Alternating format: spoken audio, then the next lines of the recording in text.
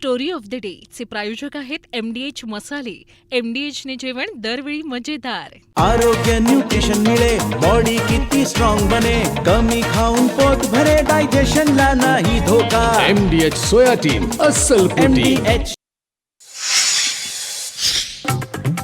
उद्धव ठाकरे 2014 मध्ये भाजपची साथ सोडणार होते. 2014 मध्येच महाविकास आघाडीचा प्रस्ताव आला होता. काँग्रेस नेते पृथ्वीराज चव्हाण यांचा मोठा गौप्यस्फोट. 2019 मध्ये आपण प्रस्ताव पुढे केल्याचाही दावा. सुनेत्रा पवारांच्या राष्ट्रवादीमध्ये भाजपचे हस्तक. सुनेत्रा पवारांना आलेल्या नोटिशीवरून नाना पटोलेंचा आरोप. पटोले यांचा रोख कुणाकडे, राजकीय वर्तुळात चर्चा. राज्य आणि केंद्र काँग्रेसमध्ये कम्युनिकेशन गॅप. सुप्रिया सुळे यांचा काँग्रेसवर निशाणा. तर काँग्रेसबद्दल बोलण्याची गरज नाही, नाना पटोलेंचा पलटवार.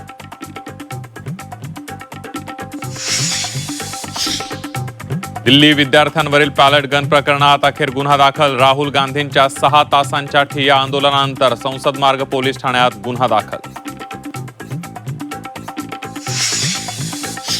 झी24 तासच्या मोहिमेला अखेर यश. देवयानी पारधी यांच्यावरील बडतर्फीची कारवाई मागे. निकृष्ट आहाराबाबत उठवला होता आवाज. देवयानी पारधी यांनी मानले झी24 तासचे आभार. विलास घुलेंच्या न्यायासाठी बीडमध्ये मोर्चा. सौरव सोनवणे यांच्या अटकेच्या मागणीसाठी 18 दिवसांचं उपोषण मागे. मागणी मान्य न झाल्यास पुन्हा आंदोलनाचा इशारा. राजस्थानच्या जयपूरमध्ये सीजेपीच्या कार्यकर्त्यांना मारहाण. स्कूल ठीक करू मोहिमेदरम्यान पाहणीसाठी गेले असताना हल्ला. तर भाजपच्या गुंड्यांनी मारहाण केल्याचा आशुतोष रांका यांचा आरोप.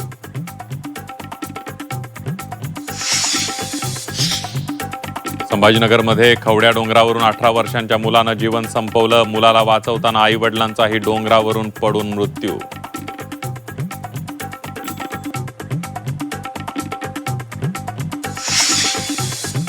स्टोरी ऑफ द डे या खास बातमीपत्रात आपल्या सगळ्यांचं स्वागत. बुलेटिनच्या सुरुवातीला आज बातमी पाहणार आहोत माजी मुख्यमंत्री पृथ्वीराज चव्हाण यांनी केलेल्या एका मोठ्या दाव्यासंदर्भातली.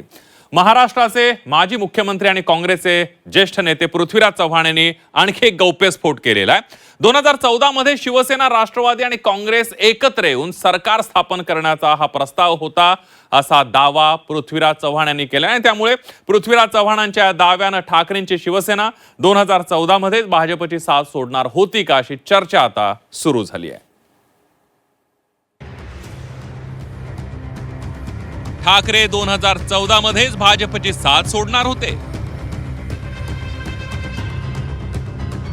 2014 मध्ये महाविकास आघाडीचा प्रस्ताव आलेला. काँग्रेस नेते पृथ्वीराज चव्हाण यांचा मोठा गौप्यस्फोट. 2019 मध्ये आपण प्रस्ताव पुढे केल्याचाही पृथ्वीराज चव्हाणांचा दावा. शिवसेना, काँग्रेस आणि राष्ट्रवादी एकत्र येऊन सरकार स्थापन करावं हा प्रस्ताव पहिल्यांदा डिसेंबर 14ला माझ्याकडे आला होता. मी तिथल्या तिथं उभ्याच प्रस्ताव रिजेक्ट केला, पण 19ला मीच तो प्रस्ताव पुढे केला. काँग्रेसचे ज्येष्ठ नेते आणि महाराष्ट्राचे माजी मुख्यमंत्री पृथ्वीराज चव्हाण यांचा हा गौप्यस्फोट. पृथ्वीराज चव्हाण यांनी नाशिकमध्ये बोलताना खळबळजनक दावा केला. शिवसेना, राष्ट्रवादी आणि काँग्रेस एकत्र येऊन सरकार स्थापन करण्याचा प्रस्ताव डिसेंबर 2014 मध्येच त्यांच्याकडे आल्याचा दावा पृथ्वीराज चव्हाण यांनी केला. चव्हाण एवढ्यावरच थांबले नाहीत, तर 2019ला आपणच हा प्रस्ताव पुढे केला, असा दावाही चव्हाण यांच्याकडून करण्यात आला.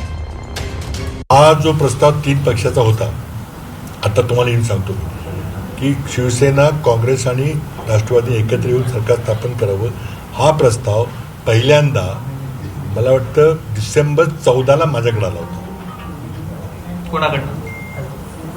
मित्रपक्षाकडून, की आपण तिघे मिळून सरकार करूया.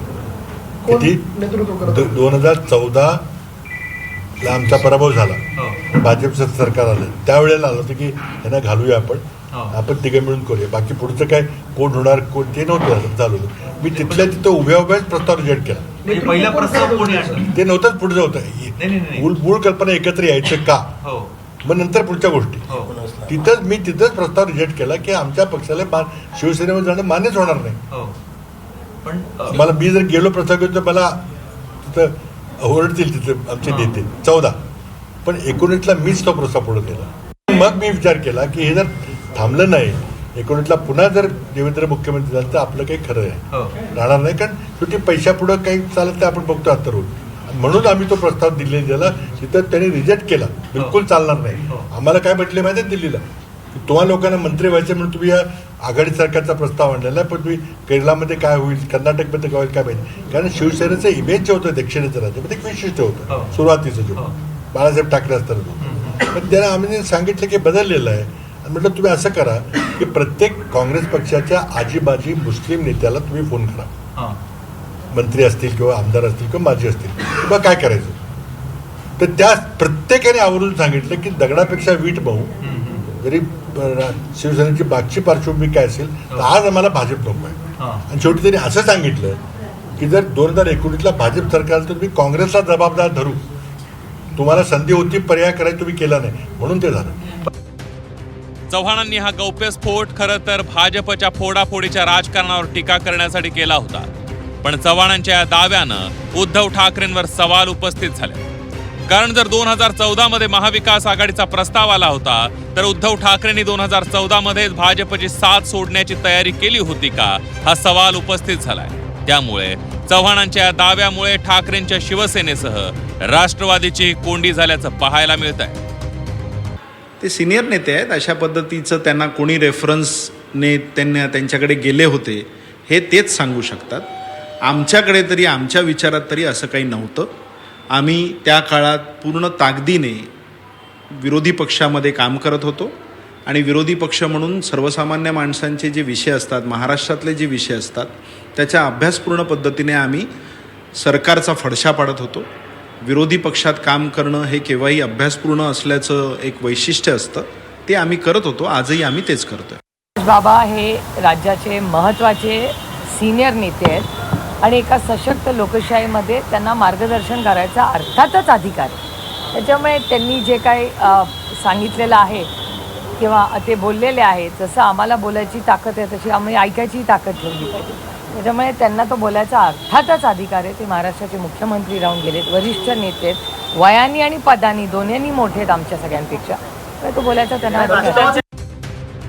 दुसरीकडे पृथ्वीराज चव्हाणांच्या या दाव्यामुळे भाजपला ठाकरेंना लक्ष करण्याची आयती संधी मिळाल्याचं दिसतंय. आमच्यासोबत चर्चा करायची आणि काँग्रेस सोबत सलगी करायची हे ठाकरेंच्या नेतृत्वाची विशेषता असल्याचा टोला आशिष शेलार यांनी लगावलाय.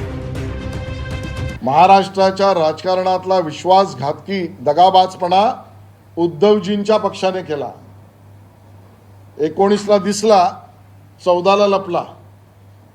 जर पृथ्वीराज चव्हाणांचं म्हणणं खरं असेल तर तो 14लाच आमच्याबरोबर सरकारमध्ये स्थापन होण्याच्या बाबतीतली चर्चा करायची आणि त्याच वेळेला पृथ्वीराज चव्हाण जर ते म्हणतात ते खरं असेल तर त्यांच्याशी सलगी करायची.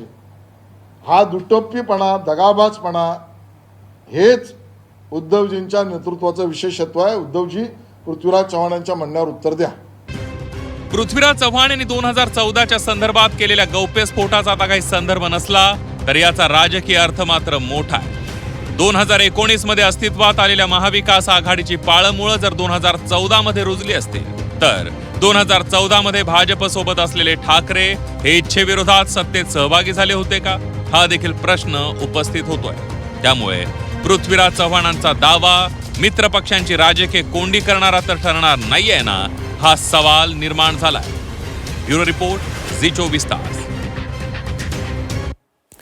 ठाकरेंच्या शिवसेनेचे खासदार संजय राऊत यांनी केंद्रीय सहकार मंत्री अमित शहांना एक पत्र लिहिलंय. या पत्रातून राऊत यांनी NCDC विधेयकाबाबत नाराजी व्यक्त केली आहे. हे विधेयक नागरी सहकारी बँकांवर अन्याय करणारा असल्याचं मत राऊत यांनी व्यक्त केलेलं आहे. तर हे विधेयक मंजूर करून घेण्यामागे सरकारचा हेतू शुद्ध नसल्याचं म्हणत संजय राऊत यांनी अमित शहांसह केंद्र सरकारवर जोरदार हल्लाबोल केलाय.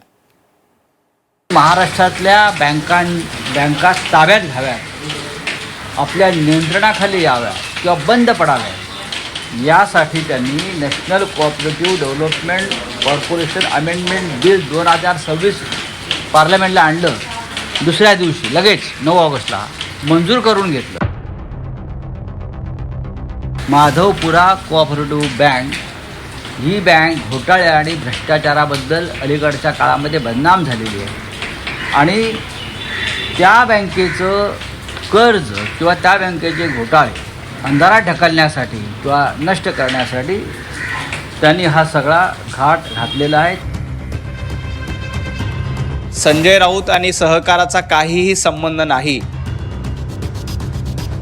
संजय राजाराम राऊत आणि सहकार क्षेत्राचा काय संबंध आहे हा मला आत्तापर्यंत माहीत नाही, कधी कळलेला नाही आहे. संजय राजाराम राऊतच्या बौद्धिक क्षमतेपेक्षा मोठे आहे. ठाकरेंच्या शिवसेनेचे खासदार संजय राऊत यांनी केंद्रीय सहकार मंत्री अमित शहा यांना पत्र लिहित NCDC विधेयकाबाबत तीव्र नाराजी व्यक्त केली आहे. केंद्राने मंजूर केलेल्या नॅशनल कोऑपरेटिव्ह डेव्हलपमेंट कॉर्पोरेशन विधेयकाबाबत हे पत्र लिहिण्यात आलंय. हे विधेयक चर्चेशिवाय मंजूर केल्यानं राऊतांनी खंत व्यक्त केली आहे. सोबतच हे विधेयक नागरी सहकारी बँकांवर अन्याय करणार असल्याचं मतही राऊतांनी व्यक्त केलंय. विधेयक मंजूर करून घेण्यामागे सरकारचा हेतू स्वच्छ नव्हता असं म्हणत संजय राऊत यांनी सरकारवर हल्लाबोल केलाय. हे विधेयक मंजूर करण्याआधी त्यावर चर्चा आणि संशोधनाची गरज होती असंही राऊत म्हणाले. महाराष्ट्रातल्या बँका ताब्यात घ्याव्यात, आपल्या नियंत्रणाखाली याव्यात किंवा बंद पडाव्यात यासाठी त्यांनी national cooperative development corporation amendment bill 2026 पार्लमेंटला आणलं. दुसऱ्या दिवशी लगेच 9 ऑगस्टला मंजूर करून घेतलं. आश्चर्य असं आहे, जे गृहस्थ सहकार मंत्री 8 ऑगस्टला या national urban cooperative finance development corporation या कंपनीच्या उद्घाटनाला येतात, जी नागरी सहकारी बँकांची अर्बन अम्ब्रेला ऑर्गनायझेशन आहे, पण ते बिल मंजूर होत असताना ते संसदेमध्ये आले.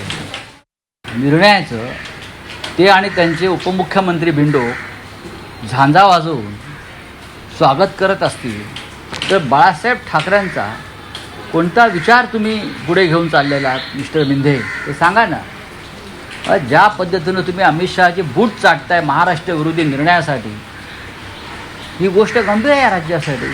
हा विषय लोकांपर्यंत पोचावा म्हणून मी त्यांना मराठीमध्ये पत्र लिहिलं. इंग्लिशमध्ये त्यांना पाठवतो पुराव्यासह कसं कसं नुकसान होतं आहे महाराष्ट्राचं.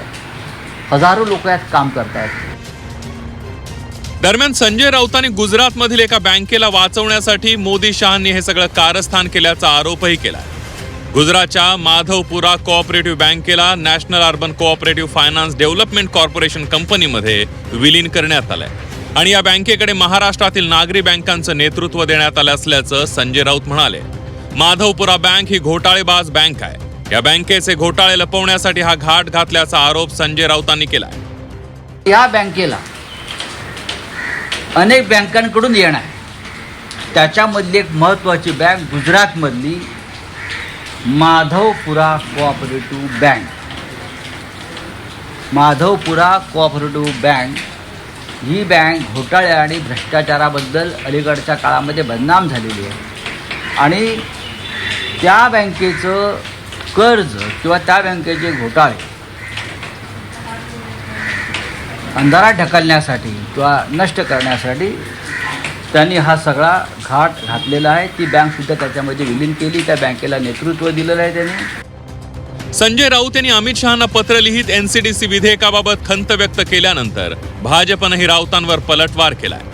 राऊतांचा आणि सहकाराचा काही संबंध नाही, स्वाहाकार हाच संजय राऊतांचा अनुभव असल्याचं टीकास्त्र नवनाथ बन यांनी डागलंय. तर सहकार क्षेत्रात शहांनी जे क्रांतिकारी निर्णय घेतलेत ते संजय राऊतांच्या बौद्धिक क्षमतेपेक्षा मोठे असल्याचं म्हणत मंत्री नितेश राणेंनी संजय राऊतांवर निशाणा साधलाय. त्यांनी हे पत्र अमितभाई शहा यांना लिहिण्याच्याऐवजी उद्धवजी ठाकरे, अमित ठाकरे, आदित्य ठाकरे यांना लिहिलं असतं तर जरा जास्त बरं झालं असतं. कारण संजय राऊत आणि सहकाराचा काहीही संबंध नाही. ज्यांना सहकारात फक्त स्वाहाकार जमतोय, ज्यांना फक्त मुंबई लुटायची जमते आणि स्वतःची घरं भरायची जमतात, त्या संजय राऊत यांनी सहकाराबद्दल बोलू नये. संजय राजाराम राऊत आणि सहकार क्षेत्राचा काय संबंध आहे हा मला आत्तापर्यंत माहीत नाही, कधी कळलेला नाही आहे. म्हणून आदरणीय अमित शहा साहेब हे वर्षानुवर्ष सहकार क्षेत्रामध्ये काम करत आहेत, त्यांनी नेतृत्व करत आहेत. त्यांनी विविध उपयोजना, ऐतिहासिक निर्णय, गुजरातच्या DCC बँकमध्ये घेतलेल्या आहेत. आत्ताही ह्या देशाचे सहकार मंत्री म्हणून त्यांनी ज्या पद्धतीने क्रांतिकारक निर्णय ते घेत आहेत ते संजय राजाराम राऊतच्या बौद्धिक क्षमतेपेक्षा मोठे आहेत. दरम्यान NCDC विधेयकाला सर्व विरोधी पक्षांनी विरोध केला होता अशी प्रतिक्रिया पवारांच्या राष्ट्रवादीच्या खासदार सुप्रिया सुळे यांनी दिली आहे. तर आता सरकार या विधेयकावरून U-टर्न घेत असल्याचा आरोपही सुळे यांनी केला. ते बिल पास करताना मी स्वतः संसदेत त्या बिलाचा विरोध केला होता. अमित भाई शहानी बिल आणलं होतं ज्याच्यात त्यांनी टेन्युअर केला होता की 10 वर्ष जर तुम्ही एका बँकेत संचालक म्हणून राहिला तर 11व्या वर्षी तुम्ही जाऊ शकत नाही. त्याचा आम्ही तेव्हाही विरोध केला होता. तुम्ही पार्लमेंटमधले सगळे रेकॉर्ड काढा. आता 10 वर्ष या नियम कायद्याला सगळ्या विरोधी पक्षांनी विरोध केला होता आणि आता सरकार कदाचित U-टर्न करते. सत्यमेव जयते. नॅशनल कोऑपरेटिव्ह डेव्हलपमेंट कॉर्पोरेशन विधेयक काढून मोदी आणि शहा यांना महाराष्ट्रातील सहकारी बँका संपवायच्या असल्याचा आरोप करत संजय राऊत यांनी केंद्र सरकारवर हल्लाबोल केलाय. आणि या संदर्भात राऊत यांनी अमित शहांना पत्र लिहित नाराजी व्यक्त केली आहे. या पत्रावरून आता भाजपनेही राऊतांवर पलटवार केलाय. त्यामुळे आता मंजूर झालेल्या या NCDC विधेयकावरून पुढल्या काळातही सत्ताधारी आणि विरोधकांमध्ये संघर्ष अटळ असल्याचं पाहायला मिळत आहे. ब्युरो रिपोर्ट झी 24 तास. यानंतर बातमी आहे राहुल गांधी यांच्या आक्रमक भूमिकेसंदर्भातली. दिल्लीतील विद्यार्थी आंदोलकांवर पॅलेट गन फायरिंग केल्या प्रकरणात अखेर गुन्हा दाखल झालाय. काँग्रेस नेते राहुल गांधींच्या ठिय्या आंदोलनानंतर पोलिसांनी गुन्हा दाखल केलाय. संसद मार्ग पोलीस ठाण्यामध्ये गुन्हा दाखल झाल्यानं आता दिल्लीतील आंदोलन प्रकरण जे आहे ते पुन्हा एकदा चर्चेत आलंय.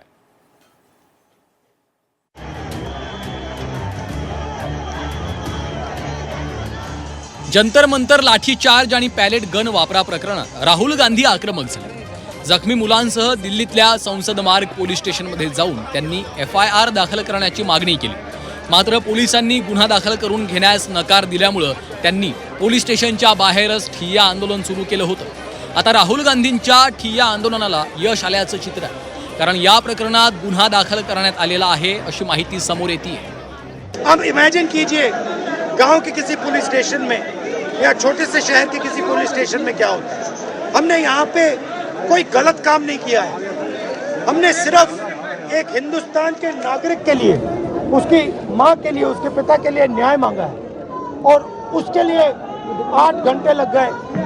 और फाइनल, बड़ी इंटरेस्टिंग बात, final permission final okay home secretary और अमित शाह जी को देना पड़ा.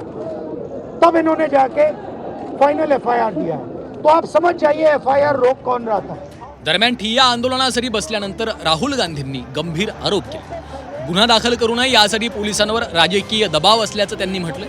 गुन्हा दाखल होईपर्यंत मागे हटणार नाही अशी ठाम भूमिका राहुल गांधींनी घेतली आहे. हम सिर्फ इस परिवार के लिए न्याय मांग रहे हैं और हमें बताया जा रहा है कि हिंदुस्तान में युवा पर गोली चलाई जा सकती है. दिखाइए, यहाँ दिखाइए, युवा पे गोली चलाई जा सकती है, मगर आंख दिखाइए,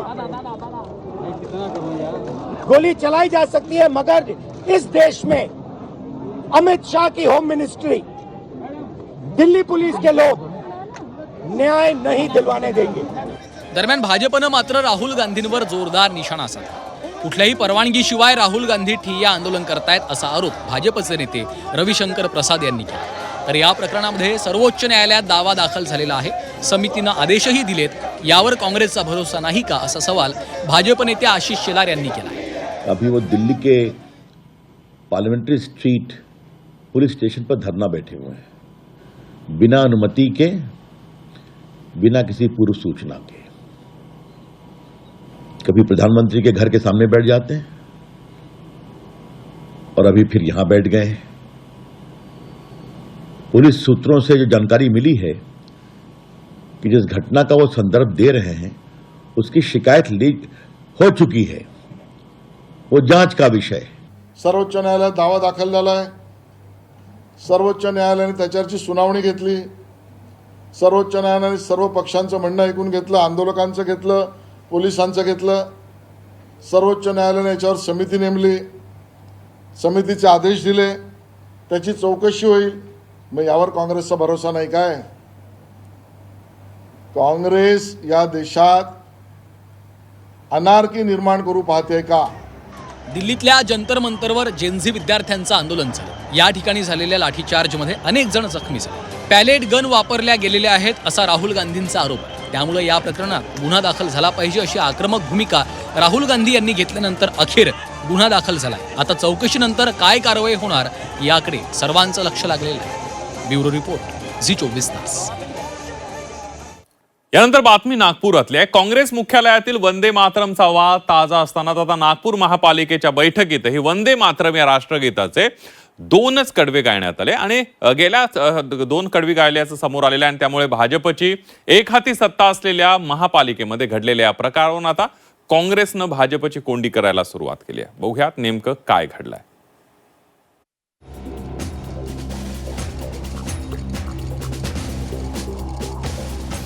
भाजपची एकहाती सत्ता असलेल्या नागपूर महापालिकेच्या गुरुवारी झालेल्या आमसभेची ही दृश्य.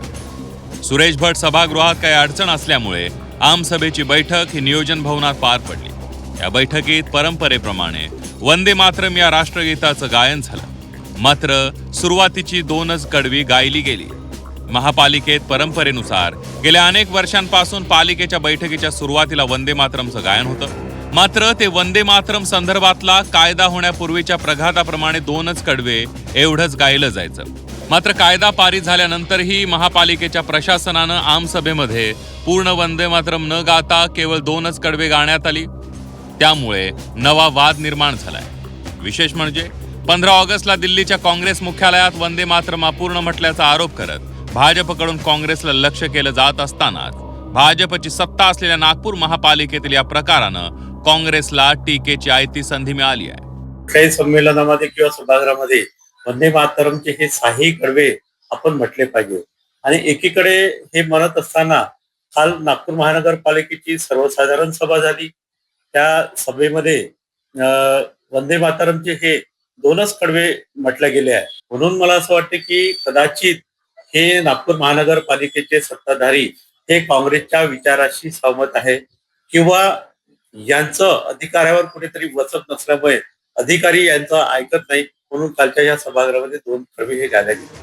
नागपूर महापालिकेच्या सभेत वंदे मातरमची 2च कडवी गायल्यानं भाजपची कोंडी झाली आहे. काँग्रेसनं चिमटे काढल्यानंतर आता सत्ताधारी भाजपकडून सारवासारव सुरू आहे. या प्रकाराची महापौरांनी गंभीर दखल घेत संबंधित अधिकाऱ्यांना नोटीस बजावल्याचे निर्देश दिले. तसंच साऊंड सिस्टीम आणि संबंधित अधिकाऱ्यांवर कारवाई करण्याच्या सूचनाही देण्यात आलेल्या आहेत. नागपूर महानगरपालिकेचं सभागृह होतं. तर सुरुवातीला वंदे मातरम जे गीत आहे, जे पुराणे गीत आहे, ते पुराणे गीत जे आहे ते सुरू करण्यात आलं आणि ते पूर्ण करण्यात आलं. ते लक्षात आलं माझ्या, पण मी सावधानमध्ये असताना मी तिथं हालू शकत नव्हतो म्हणून काही मी बोललो नाही. नंतर संपल्यानंतर मी महापौराला सांगितलं की आपण हे जे गीत आहे चुकीचं म्हटल्याने जे केंद्राने जे हाऊसमध्ये पार्लमेंटमध्ये जे मंजूर केलं ते गीत यांनी लावलं का नाही याच्याला त्याला आपण नोटीस देण्यात यावं. सोनिया गांधींच्या व्हिडिओ विरोधात वंदे मातरमच्या अपमानाचा मुद्दा उपस्थित करत भाजपनं गल्ली ते दिल्ली मोहीम उघडली होती. पण नागपूर महापालिकेतील या प्रकारानं भाजपची कोंडी झाली आहे. हा प्रकार एकहाती सत्ता असलेल्या भाजपची राजकीय दृष्टिकोनातून अडचण वाढवणार आहे. त्यामुळे आता या संदर्भात प्रशासनातील अधिकाऱ्यांवर कारवाई होण्याची दाट शक्यता आहे. पण अधिकाऱ्यांवर कारवाई करत वंदे मातरमचा वाद शमेल याबाबत शंका आहे. अमर काणे, झी 24 तास, नागपूर. यानंतर बातमी आहे पुण्यातली. पुणे महापालिकेमध्ये भाजप आणि राष्ट्रवादी काँग्रेसमधील संघर्ष आता चव्हाट्यावर आलेला आहे. राष्ट्रवादीचे नगरसेवक अमोल बालवडकर यांनी भाजप नेत्यांवर केलेल्या टीकेनंतर महापालिकेतील निधीच्या राजकारणाला वेगळं वळण मिळालंय. बालवडकर यांच्या पत्रावर स्वाक्षरी करणारे राष्ट्रवादीचे नगरसेवक सुहास टिंगरे यांचाही निधी रोखण्यात आल्याचा आरोप आहे. तब्बल 12 कोटींच्या निधीवरून दोन्ही पक्ष आमने सामने आलेत आणि त्यामुळे हा वाद आता थेट मुख्यमंत्री देवेंद्र फडणवीस आणि उपमुख्यमंत्री सुनेत्रा पवार यांच्या दरबारात पोहोचलाय. बघूया. विषय आहे हा. पुणे शहराने भारतीय जनता पार्टीला जे बहुमत दिलंय त्याचा आदर करा. पुणे मनपात निधीवरून भाजप विरुद्ध राष्ट्रवादी. आपली मैत्री राज्यातच राहील. राष्ट्रवादीच्या नगरसेवकांचा निधी रोखल्याचा आरोप.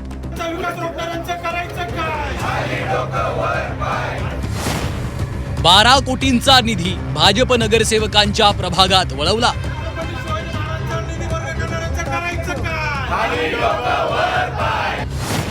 राष्ट्रवादीच्या बालवडकरांचा चंद्रकांत पाटलांवर निशाणा. पुणे महापालिकेत राष्ट्रवादी विरुद्ध भाजप असा संघर्ष सुरू झाला. या वादाची सुरुवात राष्ट्रवादीचे नगरसेवक अमोल बालवडकर यांच्या पत्रापासून झाली. कोथरूड विधानसभा मतदारसंघातील विविध विकास कामांबाबत तक्रारी येत असल्याचा दावा करत त्यांनी विशेष लेखा परीक्षण आणि निष्पक्ष चौकशीची मागणी केली. विशेषतः 4 जलतरण तलावांसह विविध विकास कामांची चौकशी करण्याची मागणी बालवडकर यांनी स्थायी समितीकडे केली होती. मात्र या पत्रावरून भाजपमध्ये नाराजी निर्माण झाली. बालवडकर यांच्या पत्रावर राष्ट्रवादीचे नगरसेवक सुहास टिंगरे यांनी अनुमोदक म्हणून स्वाक्षरी केली होती. त्यानंतर महापालिकेच्या यादीतील बालवडकर आणि टिंगरे यांचा मिळून 12 कोटींचा निधी काढून घेतल्याचा आरोप राष्ट्रवादीनं केला. हा निधी भाजप नगरसेवकांच्या प्रभागाकडे वळवण्यात आल्याचा दावा देखील करण्यात आला. मी पुणेकरांचा आवाज सभागृहामध्ये पुणेकरांचे प्रश्न सभागृहामध्ये अतिशय यशस्वीपणे मांडतोय आणि ते सर्व प्रश्न पुणेकरांना पटत आहे याचा राग मनात धरून भारतीय जनता पक्षाचे नेते चंद्रकांत पाटील, सभागृह नेते गणेशजी बिडकर, महापौर मंजुषा नागपुरे, श्रीनाथजी विमले यांनी काल असंवैधानिकपणे चुकीच्या पद्धतीने माझं बजेट शून्य करण्याचा प्रयत्न केला. माझे सहकारी सुहाजी टिंगरे यांचाही आज बजेट शून्य करण्याचा त्या ठिकाणी प्रयत्न केला. त्यामुळे यातून तेच दाखवत आहे की त्यांना या जे सत्ता महानगरपालिकेमध्ये आलेले आहे त्याचा अहंकार भारतीय जनता पक्षाला झालेला आहे. अमोल बालवडकर आणि भाजपमधील संघर्ष नवा नाहीये. विधानसभा निवडणुकीत उमेदवारी न मिळाल्यापासून बालवडकर नाराज होते. त्यानंतर त्यांनी राष्ट्रवादी काँग्रेसमध्ये प्रवेश केला. तेव्हापासून ते भाजपच्या नेत्यांवर सातत्यानं टीका करत आहेत. चंद्रकांत पाटील यांच्या मतदारसंघातल्या विकास कामांची चौकशी, तिरंगा रॅलीला विरोध आणि सोशल मीडियावरील आरोप प्रत्यारोपामुळे दोन्ही पक्षांमधील राजकीय दुरावा वाढत गेला. आपली मैत्री राज्यात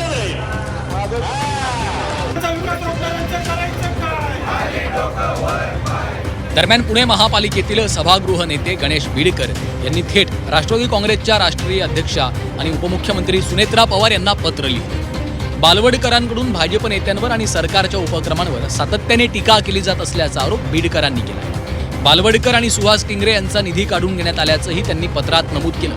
हे पत्र मुख्यमंत्री देवेंद्र फडणवीस, भाजप प्रदेशाध्यक्ष रवींद्र चव्हाण, केंद्रीय राज्यमंत्री मुरलीधर मोहोळ आणि चंद्रकांत पाटील यांना देखील पाठवण्यात आले. हे बघा, या महापालिकेत पहिल्यांदा शून्य निधी हा राष्ट्रवादी काँग्रेसने अरविंद शिंदेना दिलाय. त्यामुळं मला आता त्या खोलात जायचं नाहीये. ही प्रक्रिया, हा पायंडा कोणी पाडला याचं आत्मपरीक्षण त्यांनी करावं आणि त्याच्यानंतर बोलावं. मला कोणावरही टीका करायची नाहीये. मला माझ्या पक्षाच्या समर्थनार्थ जी भूमिका घ्यायची होती ती मी घेतली आणि माझ्या भावना आदरणीय सुनेत्रावांना दिल्या आहेत. बिडकरांच्या या पत्राला अमोल बालवडकर यांनी प्रत्युत्तर दिलं. महापालिकेमध्ये राष्ट्रवादीच्या सोबत युती नसल्याचं वक्तव्य करणाऱ्या बिडकरांना उपमुख्यमंत्री सुनेत्रा पवार यांना पत्र लिहिण्याचा नैतिक अधिकार नसल्याची टीका बालवडकर यांनी केली आहे. यावरून शुक्रवारी राष्ट्रवादीनं आंदोलनही केलं.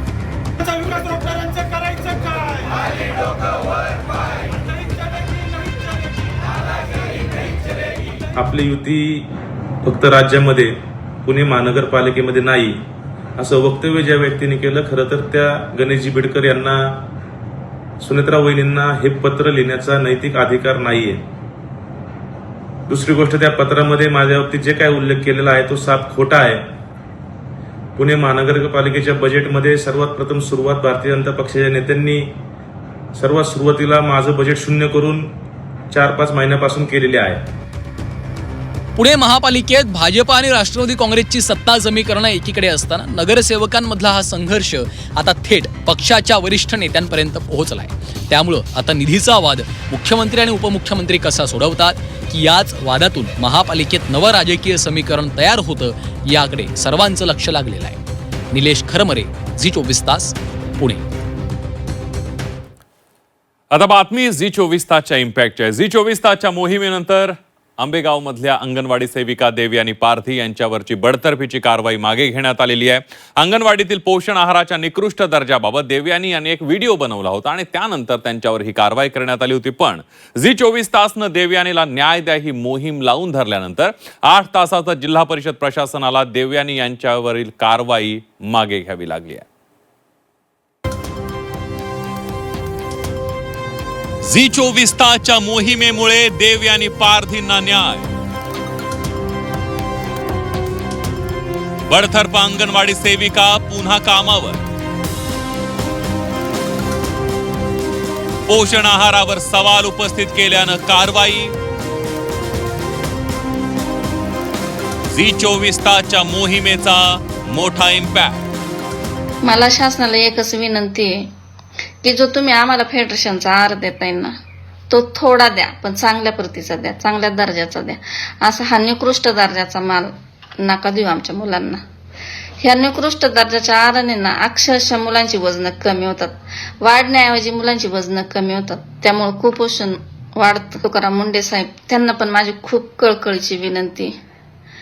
तुम्ही आतापर्यंत जिथं जिथं अन्न भेसळ आहे तिथं तिथं तुम्ही छापे टाकले, कारवाई केली, चांगली गोष्ट आहे.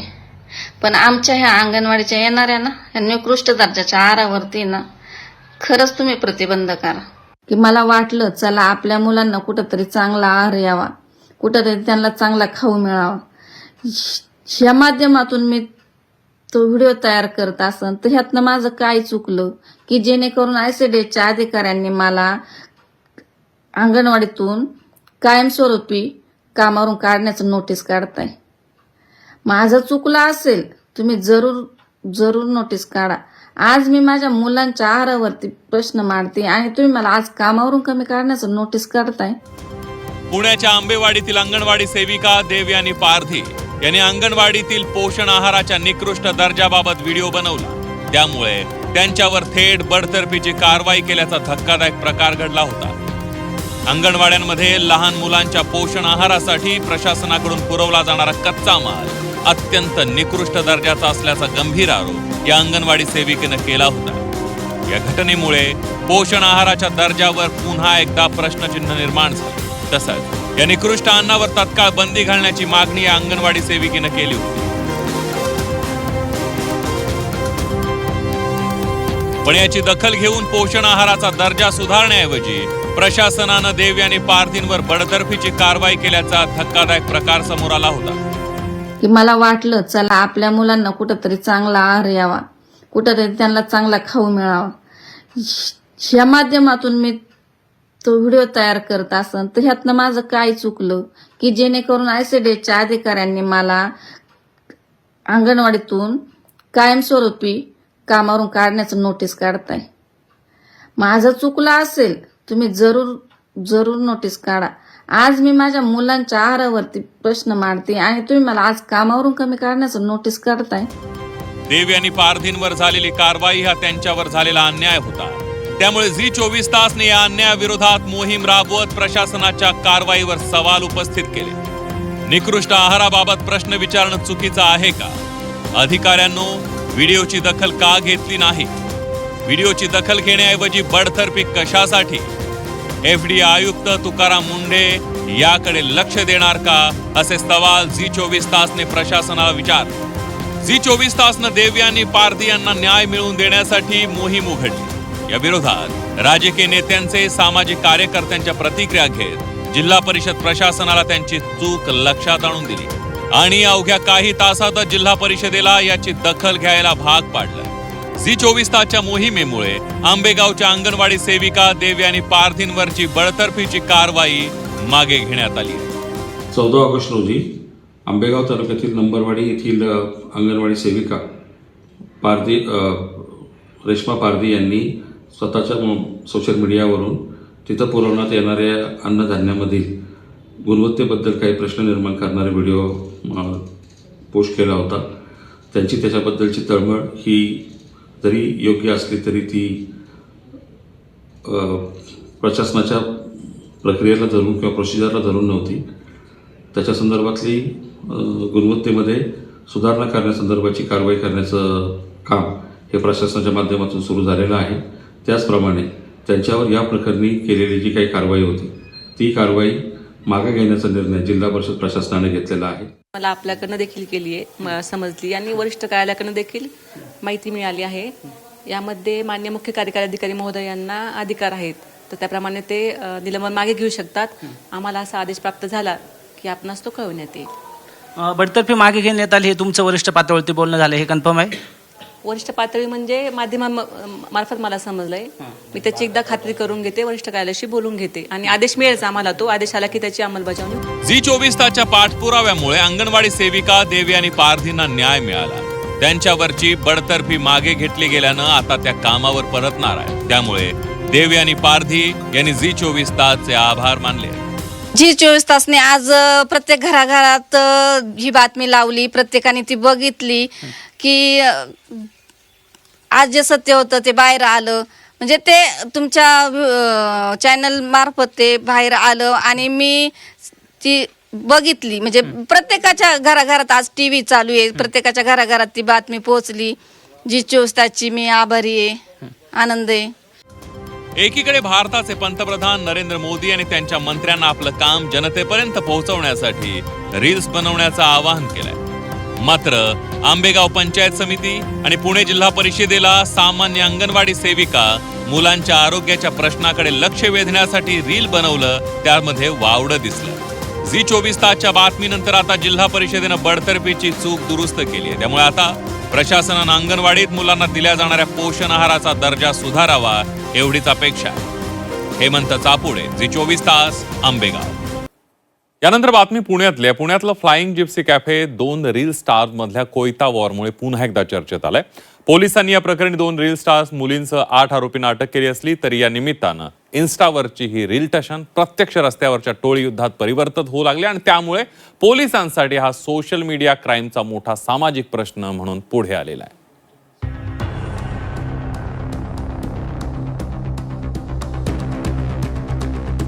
रील लाईफची टशन रिअल फाईट मध्ये बदलली. पुण्यातील कॅफे जिप्सीत कोयता वॉरचा भडका.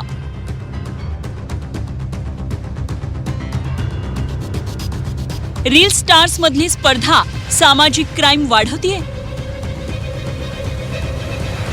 हे बघा, इन्स्टावरच्या रील्सवरून सुरू झालेली टशन कशी थेट कोयता वॉर मध्ये परावर्तित झाली येते.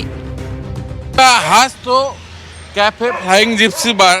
मी खरं तर हे साधा बंगला आहे, सातत्याने चर्चेत येतो, वादात येतो. इथंच PIने इथे सोडा बॉटल फोडले म्हणून चर्चेत त्याचं निलंबन झालं होतं, नंतर ते मागे घेतलं. नंतर हाच बार चर्चेत येण्याचं कारण म्हणजे इथं 2 रेड स्टारच्या ग्रुपमध्ये राडा झाला, अगदी कोयतावार झालं आणि त्यानंतर ह्या मालकाने ते पोलिसांना सांगण्याऐवजी ते रक्त पुसून काढलं आणि पुरावे नष्ट करण्याचा प्रयत्न केला म्हणून त्या मालकालाही अटक केली आणि त्या रील स्टारलाही पोलिसांनी अटक केलेली आहे.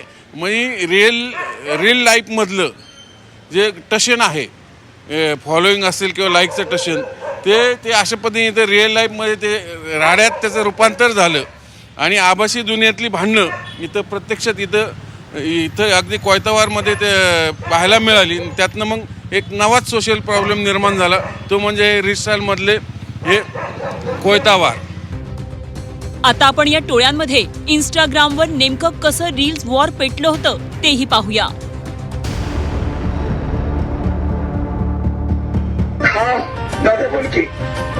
गाडी धडकली माझ्याकडून.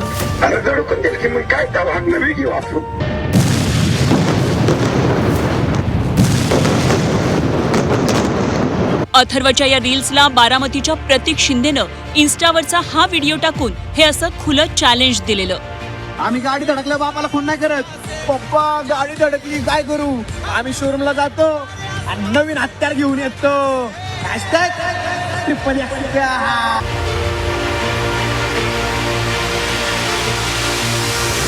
हेच इन्स्टा रील वॉर पुढे वाढत गेलं आणि उडी मारली ती 2 युवती लेडी रील स्टार्सनं.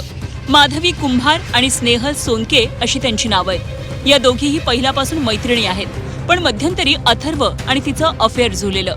पण नंतर पुन्हा त्यांच्यात ब्रेकअप झालं आणि ती पुन्हा माधवी कुंभारच्या गँगमध्ये सामील झाली. आणि तेव्हापासून या तिन्ही रील स्टार्समध्ये इन्स्टावर हे रील वॉर भडकल्याचं पोलीस सांगतात. कुंभार आणि रील स्टार अथर्व जगताप यांच्या दोन्ही गटांमधला जो वाद होता त्याच्यावरनं एक गुन्हा घडला जिथे अथर्व जगताप यांच्यावर हल्ला झाला होता. याच्यामध्ये वादाचं कारण बघायला गेलं तर पहिले ते प्रायमरी इन्फॉर्मेशन प्राथमिक जी आम्हाला कळाली ती आहे साताऱ्याच्या कासपठाराला जेव्हा हे फिरायला गेले होते दोन्ही गट, त्या टाईमला गाडीला डॅश देण्यावरून एक दुसऱ्याला ओव्हरटेक करण्यावरनं खुन्नस झाली होती. जसं आम्ही इंटरोगेशनमध्ये पुढे आम्हाला कळालं तर याच्यामध्ये माधवीच्या गटामधली एक मुलगी आणि अथर्व यांचं पहिले मित्रता होती. त्या मित्रतामुळे त्याच्यानंतर नंतर मग मित्रता राहिली नाही.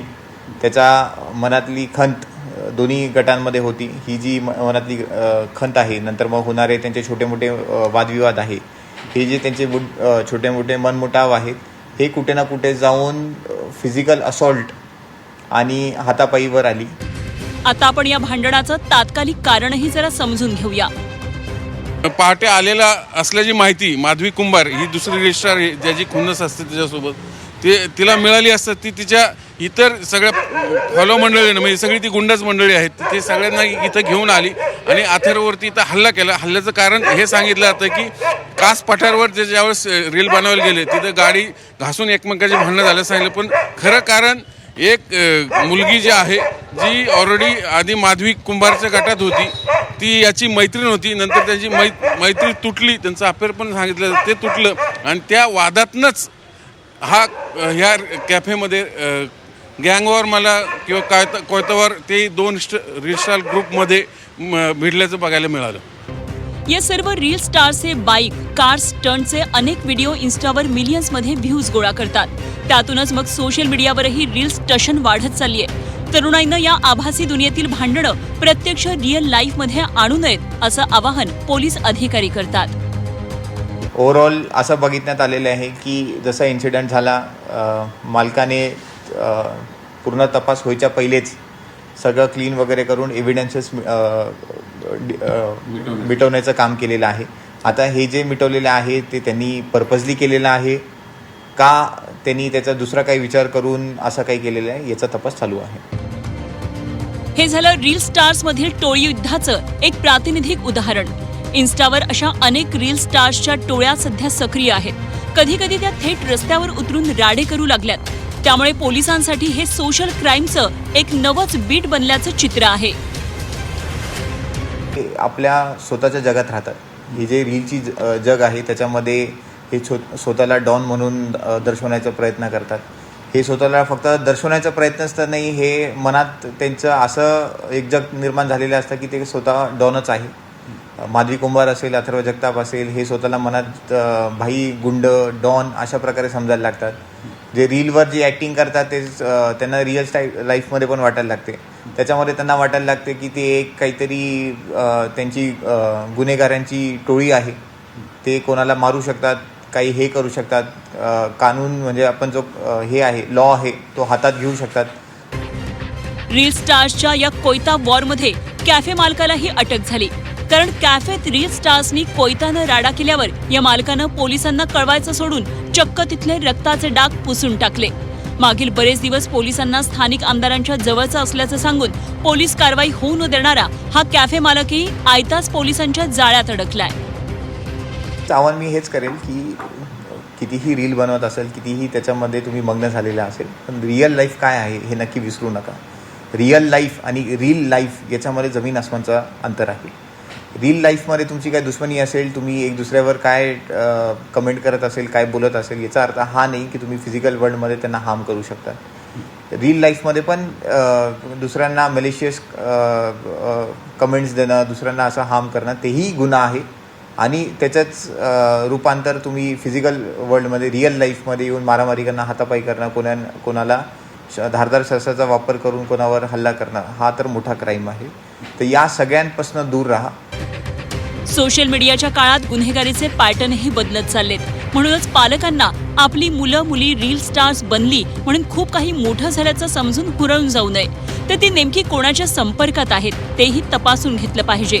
नाहीतर इन्स्टावर बाईक, कार, स्टंटबाजीचे हे असले व्हिडिओ टाकून लाखोंचे लाईक्स, फॉलोअर मिरवणारी स्टाईलबाज पोरं रस्त्यावरच्या राड्यांमुळे कधी तुरुंगात जातील ते कळणार पण नाही. म्हणून पालकांनो, आपल्या मुलांना या आभासी रील्सच्या दुनियेत वाहवत जाण्यापासून वेळीच रोखा. चंद्रकांत फुंदे, झी 24 तास, पुणे.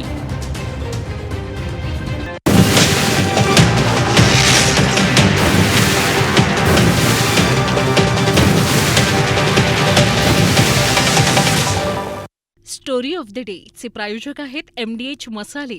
MDH ने जेवण दरवेळी मजेदार. आरोग्य न्यूट्रिशन मिळे, बॉडी किती स्ट्रॉंग बने, कमी खाऊन पोट भरे, डायजेशनला नाही धोका. MDH सोया टीम अस्सल प्रोटीन. MDH